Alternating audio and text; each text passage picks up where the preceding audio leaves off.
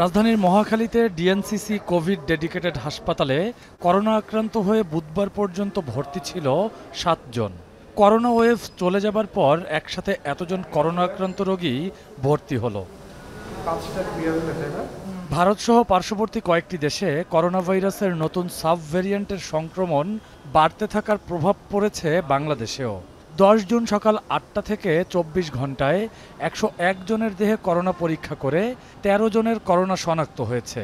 আর জানুয়ারি থেকে মে পর্যন্ত ৫ মাসে করোনা আক্রান্ত হয়েছেন ১৫৮ জন। পরিস্থিতি বিবেচনায় নিয়ে সতর্ক অবস্থানে রয়েছে স্বাস্থ্য অধিদপ্তর। বুধবার দুপুরে সংবাদ সম্মেলনে মহাপরিচালক বলেন, করোনা মোকাবেলায় পরীক্ষার কিট, হাসপাতালের শয্যাসহ সব ধরনের প্রস্তুতি রয়েছে তাদের। কিট অলরেডি আমরা সংগ্রহ করেছি এবং আপনারা জানেন যেখানে আরটিপিসিআর হয় বিভিন্ন জায়গায়, সেখানে এখনও কিট আছে। কিছু কিছু জায়গায় এগুলোর অ্যাকচুয়ালি মেয়াদ উত্তীর্ণ হয়েছে, কিন্তু অলরেডি আমরা যথেষ্ট সংখ্যক কিট আমরা সংগ্রহ করেছি, র্যাপিড অ্যান্টিজেন এবং আরটিপিসিআর কিট সহ। কেসারেন শেকড় থেকে শিখরে।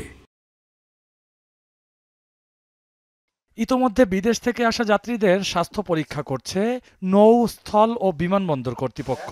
স্বাস্থ্য অধিদপ্তরের নির্দেশনা মেনে চলছে বন্দর কর্তৃপক্ষ।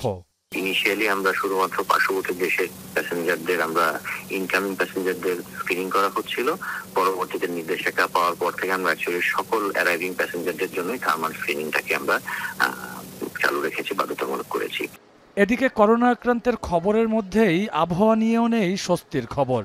ঢাকায় মাঝে মধ্যেই হানা দিচ্ছে বৃষ্টি, তাতে নাকি গরম কমছে না, কারণ সূর্য দিচ্ছে প্রখর কিরণ, বাতাস নেই কোথাও।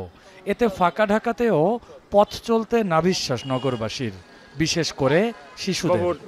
টসা পড়ে গেছে শরীরের ভিতরে, ওই মাথার কত পর পানি দিচ্ছি, প্রচন্ড গরম হচ্ছে আর কি। ওই শিশু হসপিটালে আসছি, বমি করে। বৃষ্টি যে হচ্ছে কিন্তু গরম তো কমতেছে না, মানে শুধু পানি খায়, কিছুক্ষণ পর পর পানি খায় কিন্তু প্রস্রাব হচ্ছে না। হাসফাস অবস্থায় কর্মজীবী মানুষেরা পানিতে কিছুটা স্বস্তি খুঁজছেন। গত কয়েক বছরে আসলে এই রাস্তার মধ্যে এরকম ভাবে গরমটা আসলে হয় না, এরকম কখনো ফিল করি নাই।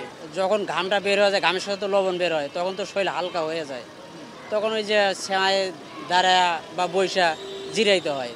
এমন গরম আরও ২ থেকে ৩ দিন থাকবে বলে পূর্বাভাস দিচ্ছে আবহাওয়া অধিদপ্তর। ১৫ তারিখে দেশে মৌসুমি বায়ু সক্রিয় হলে বৃষ্টিপাত বাড়বে, তখন কমবে তাপমাত্রা।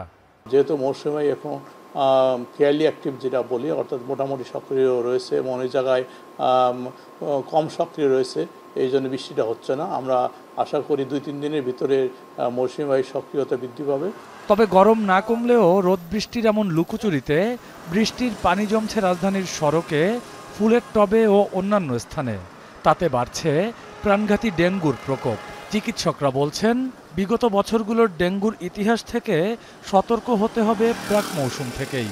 সবকিছু হলে প্রত্যেকটা মৌসুমে যখন ডেঙ্গু রোগীর সংখ্যাটা এরকম করে এই মৌসুমে বাড়ে, জুন, জুলাই, আগস্ট, সেপ্টেম্বর, অক্টোবরে, তাহলে সবাইকে সচেতন হতে হয়, না হওয়ার কোনো বিকল্প কিন্তু পথ নাই।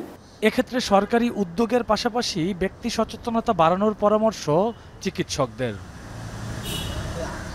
রকিবুল রাহাত, এখন, ঢাকা।